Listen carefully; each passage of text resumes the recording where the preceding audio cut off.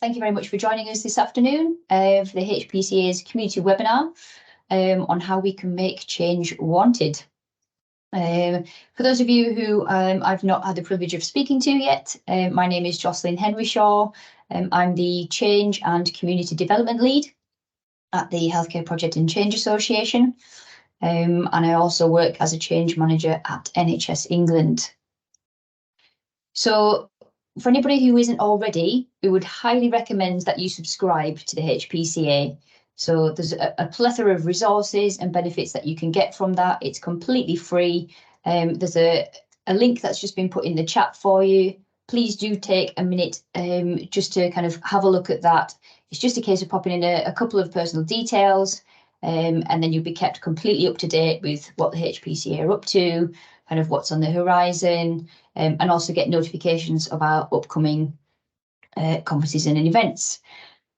Which brings me nicely on to the first inaugural conference that we have in person for the HPCA, which is taking place only a matter of kind of 2 weeks. So that's on Wednesday, the 11th of October, down in London. It would be fantastic if you could join us there. There's a link that's going to be placed in the chat where you can go and read more information on the day. We've got a fantastic lineup of expert speakers, including Kay, who we've got here with us today. And tickets are £195 plus VAT, which is superbly value for money, bearing in mind what you get, the opportunities to kind of network, find out what's going on in the healthcare project and change profession, and get that interaction in person, which I know a lot of people have been craving throughout the last kind of few months and years. So thank you very much. Please continue to add kind of details in the chat of who you are, where you're from, what your interests are in this particular session. I'll be monitoring it throughout the presentation. If you've got any questions, please add them in there. We'll also have an opportunity at the end of the presentation, if you want to kind of come on as well and put your hands up and ask Kay any questions. That'd be fantastic.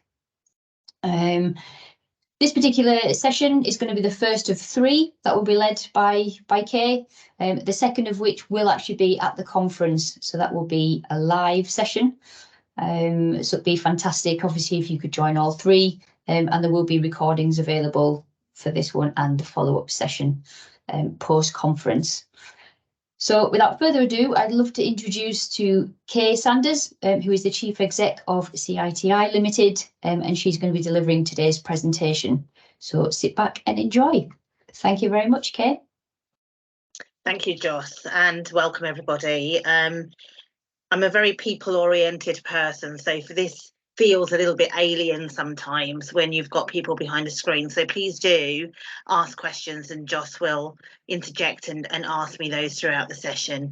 Today we're going to start, hopefully not with a cloud over your heads like this, although it does maybe feel that way sometimes. I'm going to talk a little bit about making change wanted, and that's a bit of a strange concept because a lot of people don't like the idea of change, but it's kind of inevitable and everything changes. That leads me to a song that I'm not going to sing to you.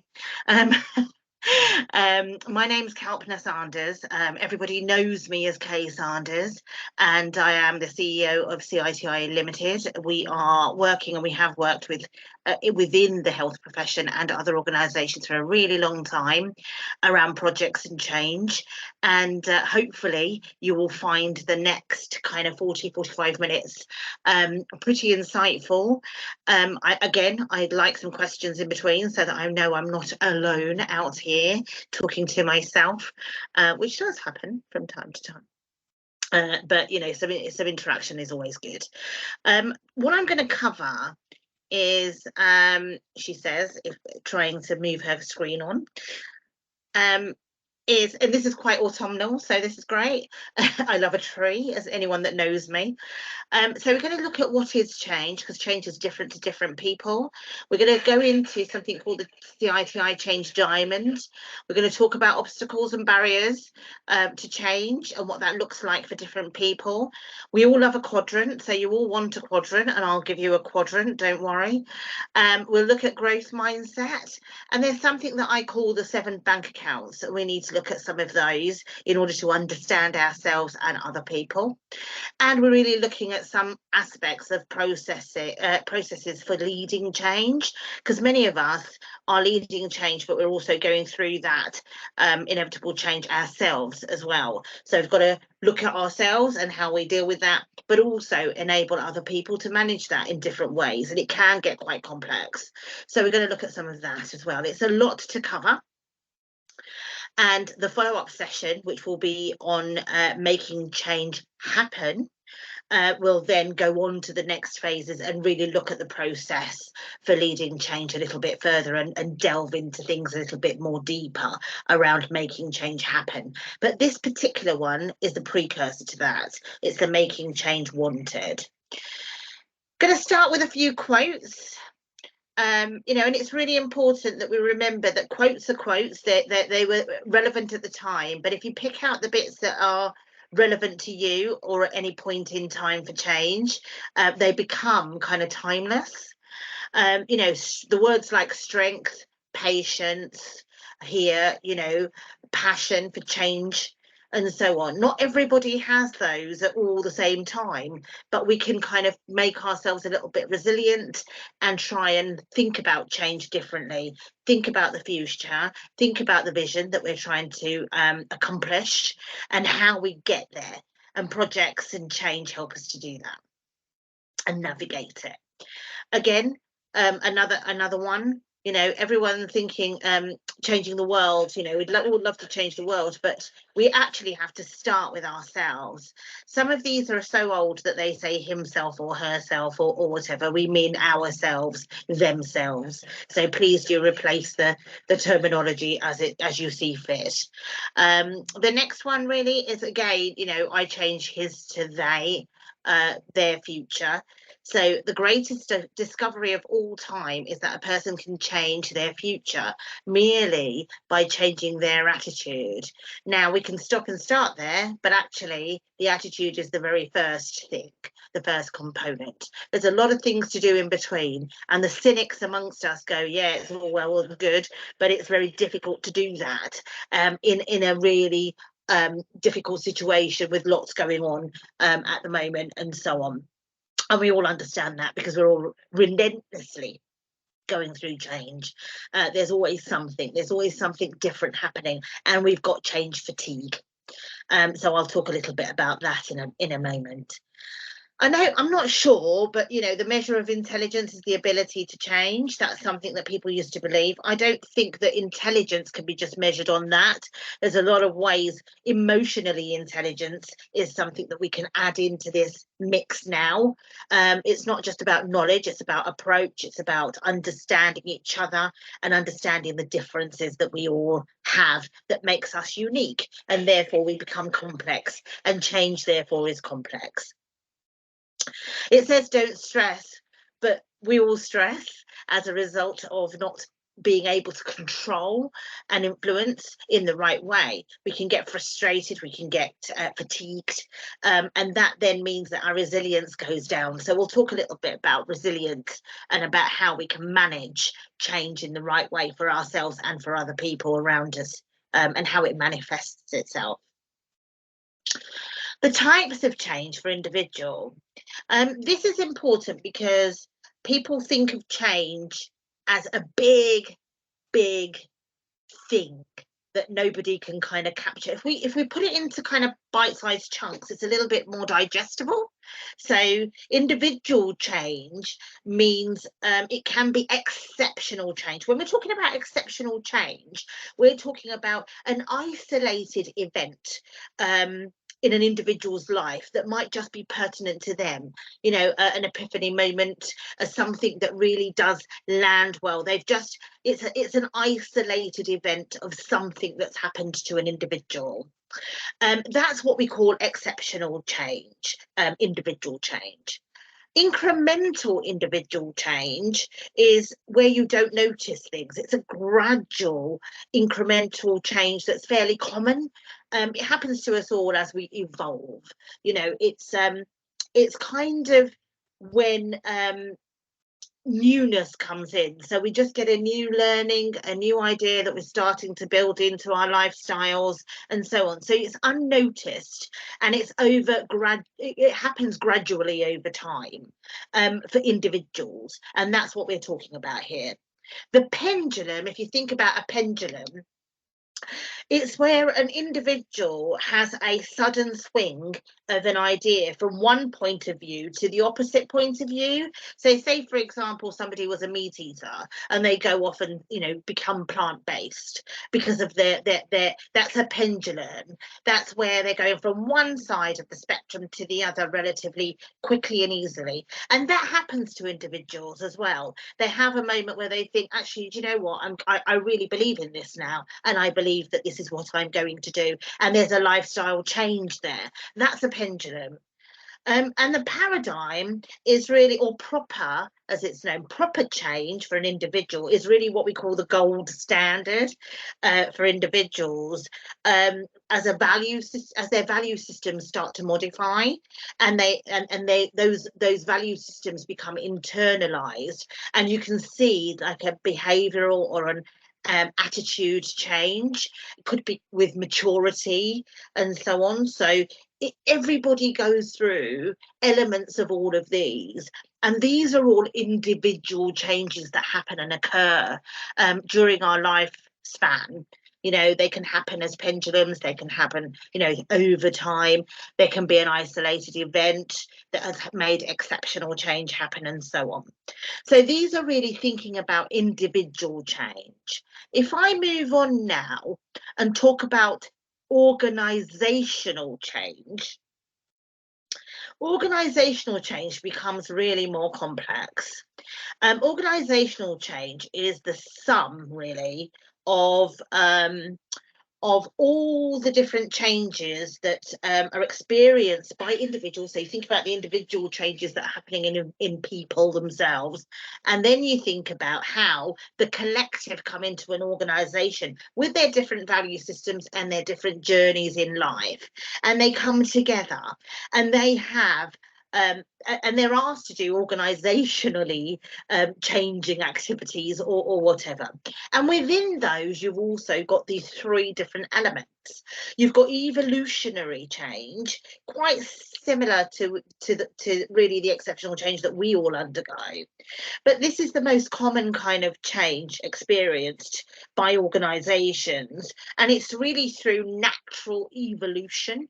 It's through as the organisation grows, there's small variations, there are small changes in performance, there's small tiny shifts in the response by people and groups, and they occur in this ever-changing kind of environment because everything kind of evolves organically, if you like, and things kind of move on as we do as individuals, as similar kind of a concept. They can be random. It's just a sort of continuous, really, series of small adjustments, and I think people kind of can understand that organisations evolve slowly. That's okay. Revolutionary sounds a bit more scary, and revolutionary is where external forces change the way in which powers shift, things shift, COVID is a good example of revolutionary, where something happened which made organisations that thought they could never work in a certain way have to work in a certain way. It was revolutionary. We all had to just adapt and fit in to the power shift, the changes, and we had to just do it relatively quickly. The impact isn't always welcome. The impact can be quite shocking, and people kind of respond to these things very, very, very differently. And so revolutionary change is something that can happen within organisations, and the responses can be different. These are really extreme. So you've got evolutionary, small, just happening and it's rolling along. Revolutionary, where it's, you know, quite compounded, it's kind of made to happen. It's outside forces making things change. It's out of our control a little bit. We're now going to talk about something called directed change, and I think this is a bit more what we're kind of used to within organizations, where it's planned or it's managed change, and it's more common over the last 100 years or so through enterprise and business and organizations, technology and what have you. So the workforce, the management, the organizational culture, it moves towards a specific strategy that is outlined already, so it's planned. This is where we'd like to be, and this is how we'd like to get there. That's what directed, planned, managed change for organizations is. I'm going to go on to kind of break that down a little bit into 4 distinct kind of areas. The first one is developmental, and in its simplest form, this is where directed change can take the form of development. So it's really around where the business knows that it needs to improve. It's, you know, what it's currently doing. There might be some improvement in the skill set. It might be that it needs some you know, performance. It might need some training. It might need to kind of move with the times, and this is the developmental side. So things like you know, where technology is kind of new, the processes need to be changed because of new technology or new ways of doing things, the methods and so on. These are all parts and parcel of the development part of directed change, and I think people might be able to recognize when I'm talking about this, when that's happened. And you know, you have to remember we're working within 4 different generations now, everything from baby boomers right through to Generation Z, as we call them now, or Zoomers. So we've gone from boomers to Zoomers within quite a short space of time, really, when you think about it. People's attitudes, people's way of working is so different than it used to be. Apparently I am Generation X, which is you know, people that are born between sort of 1965 and I think it's 1979 or something like that, and I'm one of those, giving away my age. And you know, we have to remember that we have to, when we're thinking about developmental change, there's a lot of people still that have seen a lot of change, and they remember how they used to do things a long time ago, and they might have that preference because it's their comfort zone. But we are pushing people outside of their comfort zone, and that can be quite tricky because people don't necessarily want to be pushed outside of their comfort zone. It's kind of hard when we are. The second part of that is really transitional. Transitional change is really the replacement of what already exists. So there's new operating models, there's a restructure. So, you know, there was always a management team, but that management team looks different now. There's a restructure, there's a new way of doing things, and it needs to transition, it needs to move along a bit. There's acquisitions potentially, there's creation of new products or services that need to be introduced, new IT implementation systems that need to be introduced. They don't require much of a significant shift in behaviour per se, but actually, you know, they don't really, they probably need a different skill set. So actually, people that used to do something a different way, if it's automised, then they need to do it a different way, and they need to learn a new operating system that will help them to do that, and so on. So transitional is doing the same sorts of things, but having different kind of skills or actions. So when we used to go to a restaurant, they used to write down our menu on a piece of paper. Now they have a PDA screen that they kind of go straight through to the kitchen, and they know that you don't want any ice in your drink, or they know that you don't want, so it all goes straight. That's kind of what I'm talking about with the transitional. It's replacement of what already exists. They've always taken your order, but they're just doing it slightly differently. It's a new operating way of doing things, and things have moved on. So I hope that's a good example of what, you know, how people see transitional change happen in the real world. Transformational change is the third and far more challenging, complex, scary, or, you know, all of these kinds of words that we see now.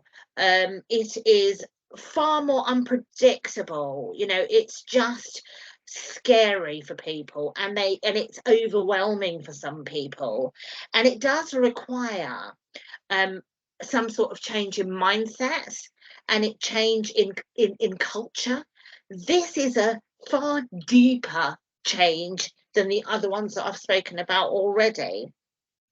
It's a belief system. We need to get people, we need to get their hearts and minds. We don't just need them to change the way they order their food.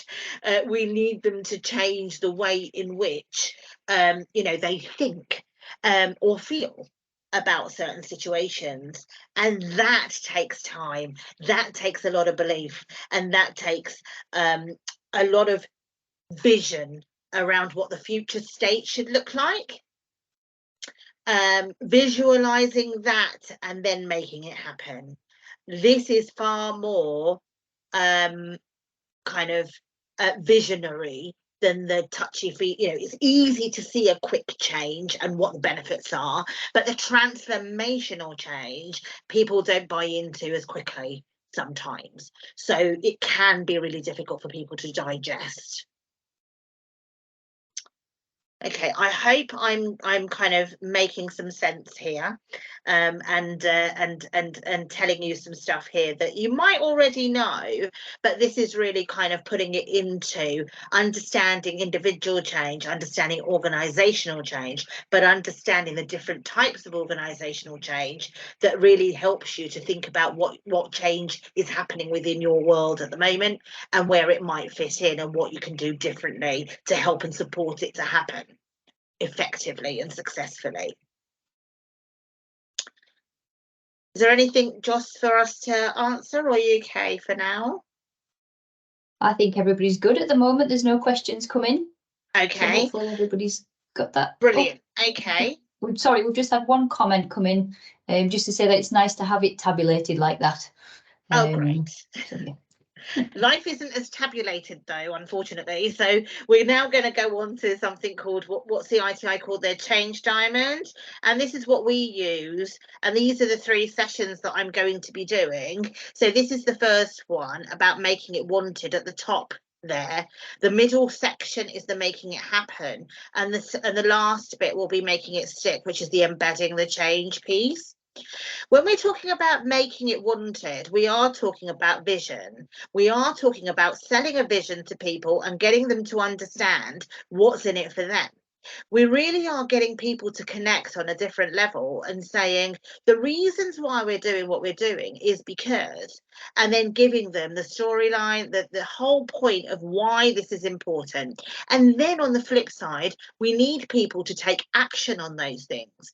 So this is the kind of bit that we want to cover today. How do we make people that are all thinking, feeling and experiencing life differently to come together and make make change wanted in the same direction. That can be really difficult. It is difficult. We all know it's difficult. If it happens to us, it's difficult. And if we're leading it, it's difficult too. So we're having to come at it at very different levels. And that's why it's important to break it down into these 3 sessions.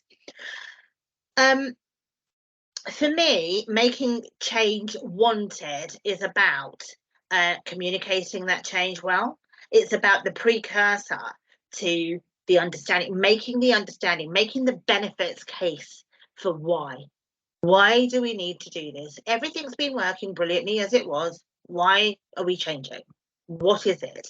No, I don't really want to change. Why should I buy into this concept? And it's about leaders and strategy and all of these things to make that digestible for people and simple enough that people understand what the benefits are to them as an individual. Not only to them as an individual, for their job role, for their, to make life easier for people generally, for their teams, and for the whole of the healthcare sector. It's important, because yes, there's a lot going on and there's so many different moving parts. It's a huge sector, and it's only doable in bite-sized chunks, and it's only doable if we understand what the vision looks like and what that then means, and people start to mobilize and buy into it. So this is what the change diamond, and you'll see this in all 3 sessions, so don't worry, I'll go back so that you can just digest it a little bit more.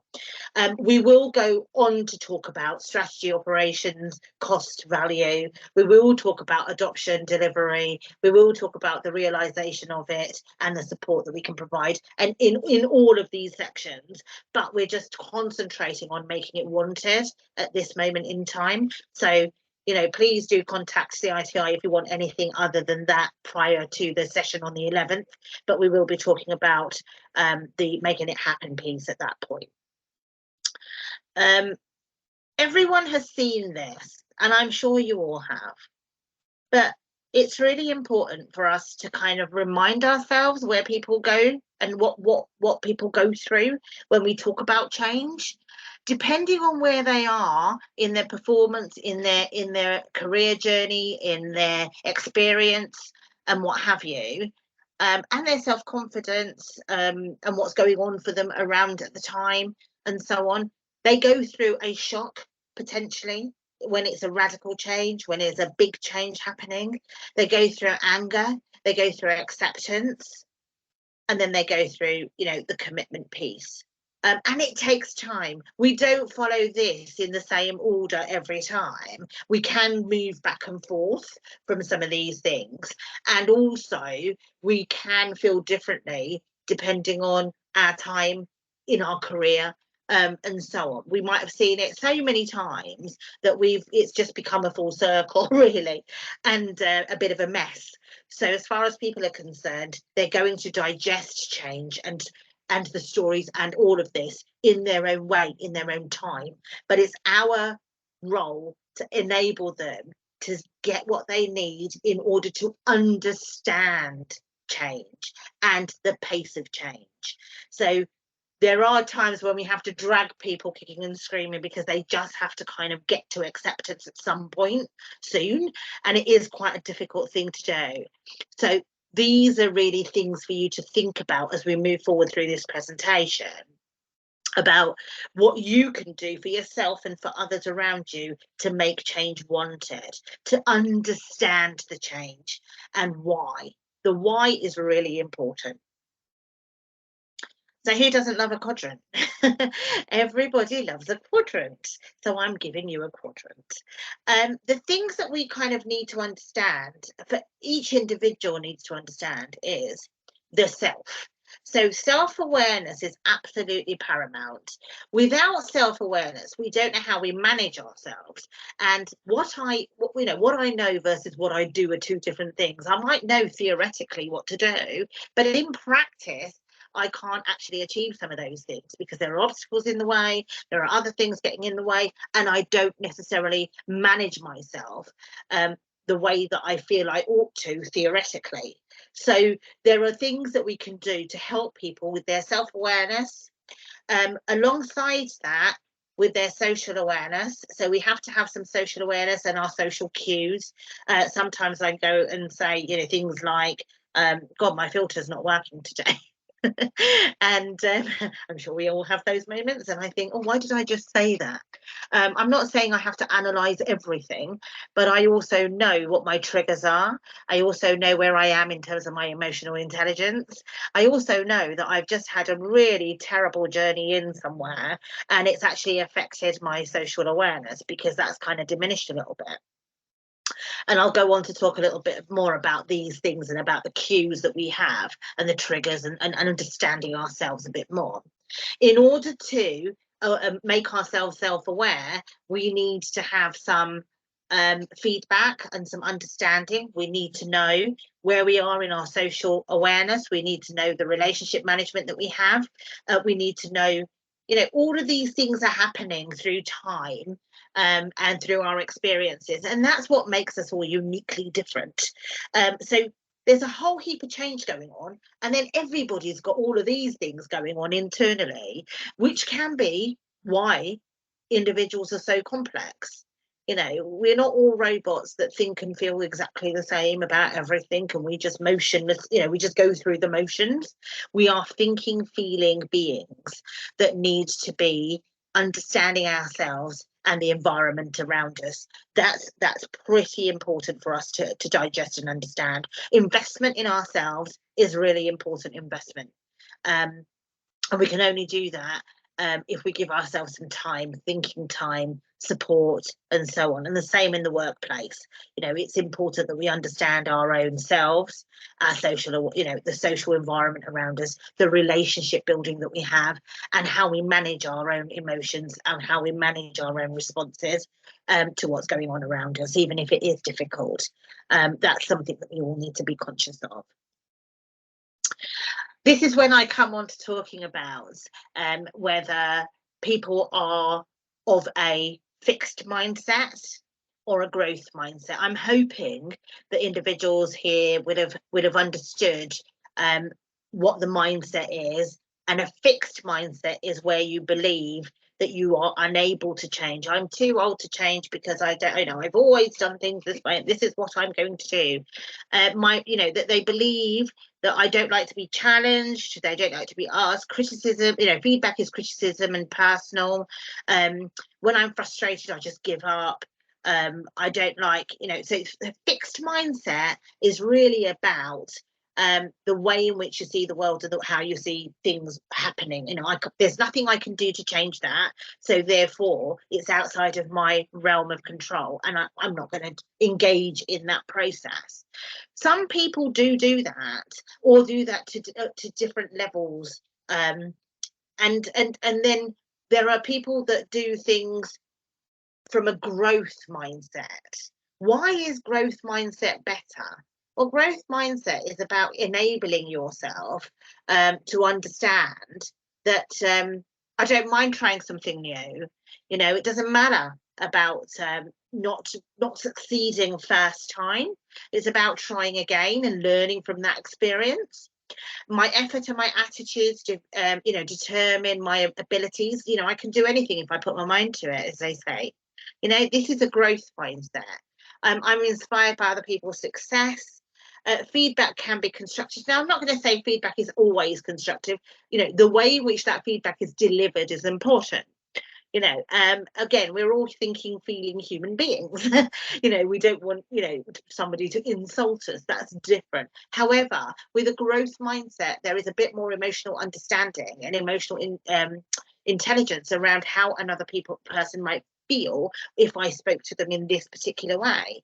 So growth mindset enables us to empathize a bit more, helps us and challenges us to grow in our mindset and actually think, actually, this might be change and it might be happening to me, but there might be an opportunity for me to ask questions and empower me so that I know the answers and I understand the thinking behind the change. There you go. There's a good example of how we can empower ourselves through a growth mindset in order to ask relevant questions and get the answers. Now, I can already hear people, even though I can't hear you, saying, oh, I've tried that and I never get an answer because nobody answers because nobody knows, and so on. But asking the question sometimes means that it evokes thought, and it might be something that somebody might not have thought about before. I do a lot of work with the fire service and what have you, and I do a mind kind of exercise when we're talking about unconscious bias and things like that. And I didn't think about it. And we do a word association game, and I put the word jumper on, and it was like nearly winter, and it was like put the word jumper on, and the person, and I said, what do you think of? And people are thinking woolly jumper and, you know, cardigan, Christmas jumper at that point. It's a bit early right now, sorry.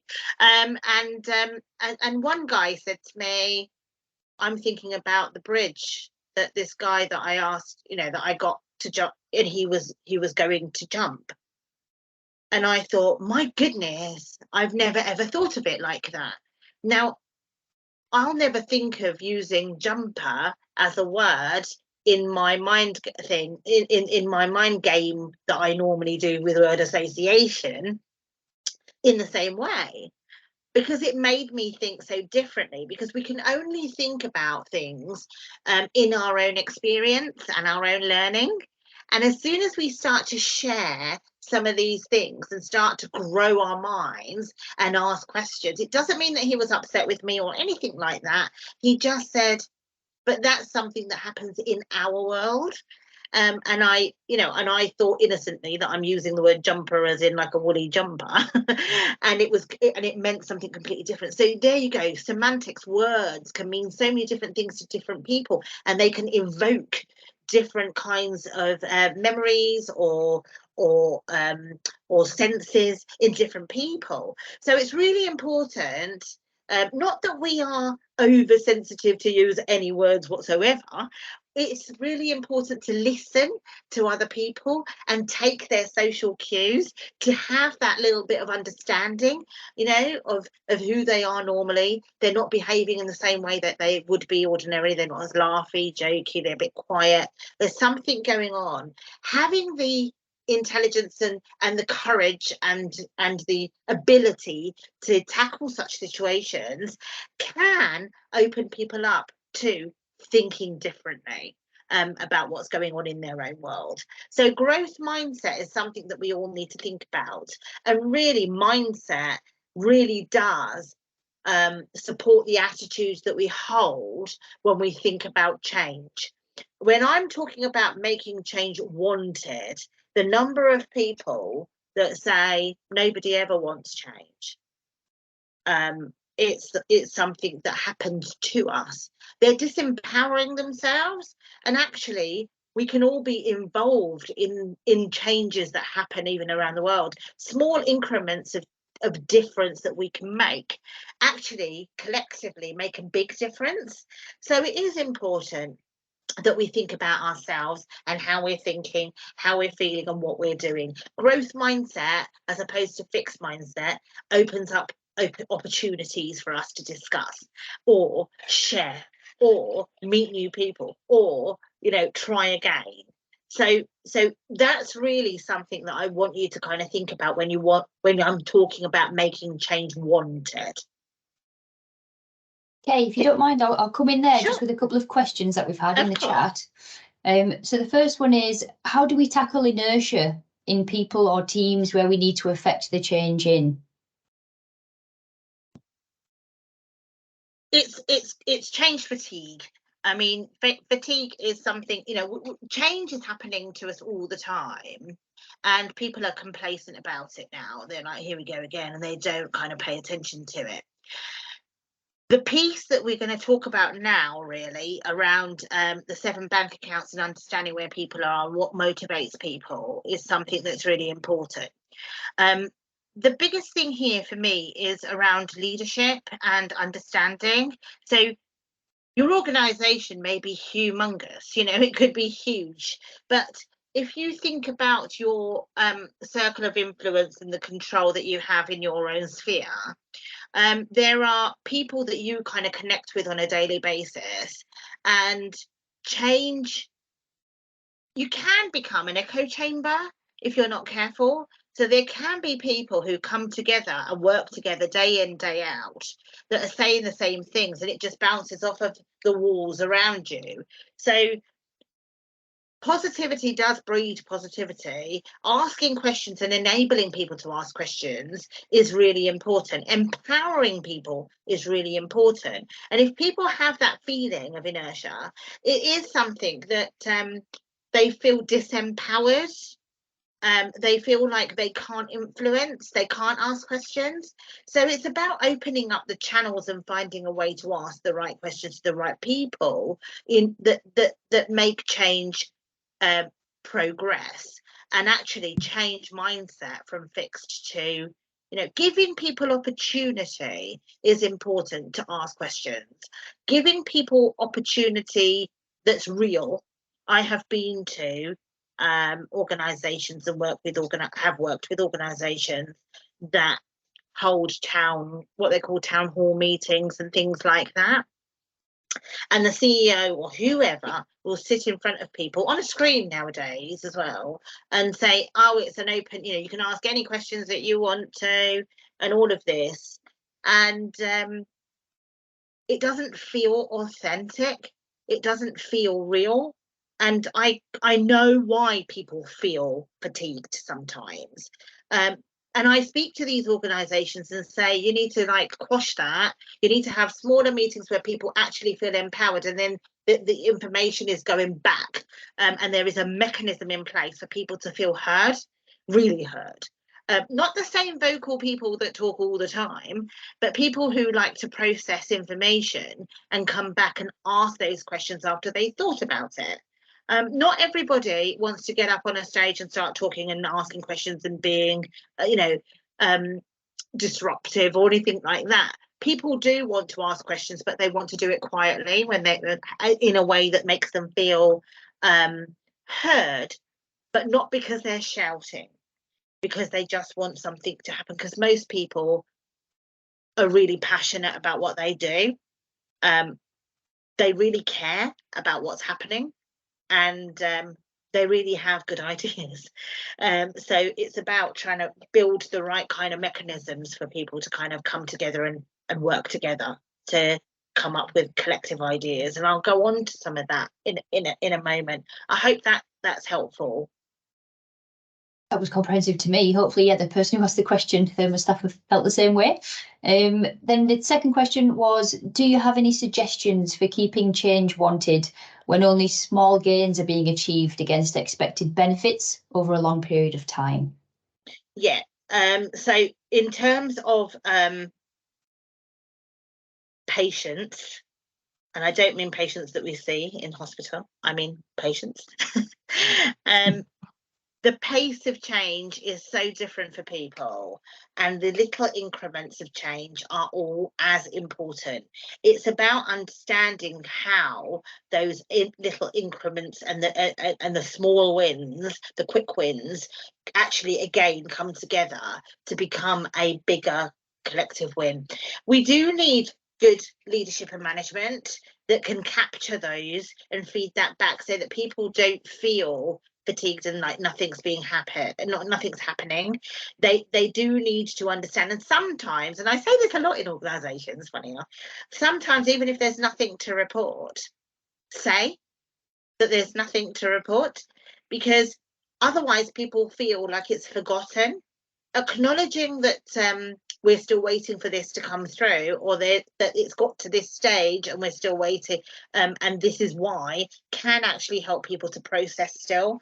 What the worst thing we can do is just ignore it, and not shed some more light on it. It's important that communication is key, at the end of the day. So that's something that I think that we need to be better at doing. Everybody says that Communication isn't about sending everything out on email and just hoping that something lands and people read it. Communication is doing it in different ways so that people really do understand it. One size does not fit all. Everybody is different, and if I've got an inbox that is full of emails and it's just, I won't read them all and give them as much attention, because it's just, I'm inundated with stuff. If somebody speaks to me or sends me a little message on something else, or it's a whole different ball game. I'll listen. Face to face is better. A communication through Teams or anything is better. Talking to somebody is better. Having a little meeting and saying, I've asked these questions, I'm just waiting, they've told me this, I'll keep you updated. Absolutely, fully agree. I'm just conscious that I'm just trying to move forward on this. Oh, here we are. Okay, so there's something I call the 7 bank accounts. And if you think of a bank account, if you're in the red, oh dear, your bank manager or your account isn't very happy with you. And if you're in the black, you're kind of topped up and it's okay. This is the same with us as people, generally. Our mental health, physical health, social health, financial health, spiritual health, environmental health, and vocational health are really important. There's a lot of health there. And they are broken down into different categories, and that is because we want to keep all of these topped up. If we can keep these topped up, generally, if something new comes along, then we can be quite resilient and we can manage things. If there's a problem, if there's something going on, we can generally manage it. If all of these bars are on the left hand side and they are all kind of in the red, it means that your resources are low. And it means that if something else comes along, you're going to respond to it very differently to if you are in the black on all of those. I hope this is making some sense, because I think it's really important that we think about our own, where we are in our own red or black on all of these levels. I'm not saying you've got to be a millionaire or anything like that. I'm saying that being able to be satisfied in terms of what you need to pay and so on. If you think about what's going on out there in the world at the moment with the crisis after crisis that we have, as financial crisis, such and such crisis, and so on, people are finding it hard to bear the brunt of prices going up all the time, the mortgage rates going up, this going up, that going up, and actually that's depleting. And a lot of people are finding themselves in the red on a lot of these things because they are all interconnected, they're all inside us, and we worry about all of these things. So in order for us to manage ourselves well, in order for us to then go out and we have to kind of be middle of the road, at least, towards the black in some of these. The most important thing to think about is the circle of influence that you have. So, with physical health, go out for the walk, go out and do what you need to do, things like that. Socially, make sure that you've got a good network of people around you at work and in your private life. Financially, just make sure that you can try and keep, on top of what's going on. And spiritually, I mean, not everyone agrees with this, but, for me, it's not about praying to something or anything like that. For me, it's like walking in the forest because I love the trees. I'm not a tree hugger as such, but nearly. And I have a happy place by the sea, that I love going to, and listening to the crashing waves is something for me that's spiritual that might not be for other people. But you find your own way. Environmental, it's important for me to see green spaces or be somewhere where I can just be quiet. I don't need the people and the buzz around me, but people need to find their own kind of medium levels or towards the black of these levels. And sometimes with certain areas more topped up than others that we can't control as much, it gives us some sense of balance in our lives. And these bank accounts, this is why I call them, because they're red and black, you know, if we can try and keep ourselves topped up, we start to build emotional intelligence, and we can actually feed that through other people as well. We can see where they are in some of these things. We're not making their judgments for them, but we can see that, you know, somebody's not quite themselves. We can support one another. So well-being bank accounts are really important, because we need to ensure that we're looking after ourselves. Any change is difficult, but it is made more difficult by not looking after ourselves. Making change wanted is when you can see the opportunities that are available to you. Actually, vocationally, is this going to be better for me, because it gives me more opportunities to learn, to grow, to do things differently. Environmentally, it might be better because, you know, the work environment, people are going to feel better once we get through this change. It is going to be hard at the beginning, but we all have to kind of be mentally or physically resilient. We have to still achieve what we need to achieve. It is difficult, but we can go through it together, and this is how we can do it. We can empower ourselves. These are all the things that can happen through understanding ourselves better, the self-awareness piece on the quadrant. Okay, it keeps on sticking when I move the thing around. Sorry about that. So the process for leading change is really the last bit that I'm just going to cover, and I'll go through this really quickly. The slides will be available to you afterwards, but this is really around leading change, and making change wanted is about raising awareness for the need of change. If people don't understand what they're doing and why, they're not going to feel comfortable doing it. So we need to really ensure that we're enabling people to come with us on the journey of change. And the only way we can do that, the only way we can make it wanted, is by getting people to understand and commit to the why, the what's in it for me. Why should I engage with this? And it's difficult. Why would I want to engage with this? Awareness is so important. Understanding is so important. Please, please, please, in anything we do, just make sure that we understand where people are coming from and what their motivation is. I can tell you 9 times out of 10, it's not monetary. It is about making a difference. And if they can understand how they're going to be able to do more through the change that is coming, then they're going to feel part of it, and they're going to feel empowered and want to do it. Cannot stress this enough. Communicating. Communicate why the change is necessary, why we're doing this, linking it to the past, and giving them the vision of the future, what that then means for those people, for those groups of people. What does it mean? Providing the parameters for change, helping people by enabling them to ask questions and asking them to participate in the change process. Providing support for the change. Everybody needs support during this time. Celebrating and rewarding small changes. Somebody just asked about the benefits. Celebrating those, acknowledging the small changes, because small things end up making a bigger difference. Sometimes it's important. And providing the skills development opportunities so that people can grow and learn and understand and talk and build their networks and so on.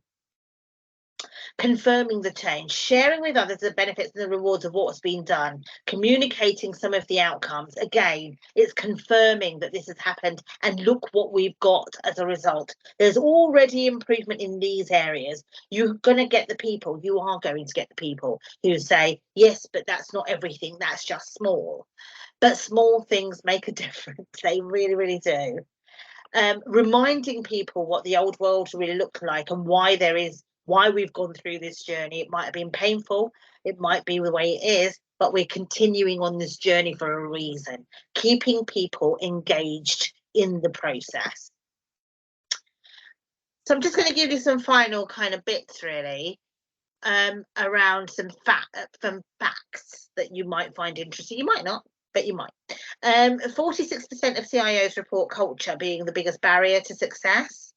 So with change, culture and change, we talked about the real kind of transformational change that organisations really want and desire. But actually, you have to go through some of the other kind of changes as well in order to get to that utopia. And even when you get to that utopia, it's never utopia because there's always something to change. It's just the way of the world.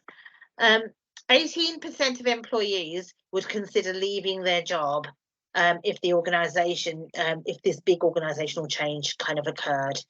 So this is in a report that was done by Oak, and that people are making choices differently post-pandemic, and people are realising that you know, they might be in different parts of their lives now and different stages in their lives, and they want things to be different, and that's okay. But we can see that there's a real shift in the skills, the ways in which people are working, and so on. And we just have to go with it. There's a big change society-wide going on, let alone the changes within organisations. There's a lot of change going on. You know, it's quite a pinnacle kind of time at the moment. And I think post-pandemic, it's kind of exacerbated people's feelings. Frontline employees taking the initiative to drive change elevates the success of transformations to a whopping 71%. Get people on board, make them see, or allow them, enable them to see why the change is important. Make them want it. As soon as they want it and they buy into it and they have that light bulb moment, I can assure you they will be on board and they'll be going and go. It won't be quick enough. They'll want it, you know, to happen quicker, and they can be part of that. The biggest reason for a change resistance is a lack of trust in leadership. And again, this is because leaders are not equipped sometimes to have those conversations, to be open, honest, to build trust and all of these things. And these are all really important values that we should have as leaders that then enable people to ask us direct questions. And we should be able to answer them. And if we can't answer them, we should find out the answers and go back to them afterwards. Don't profess to know everything.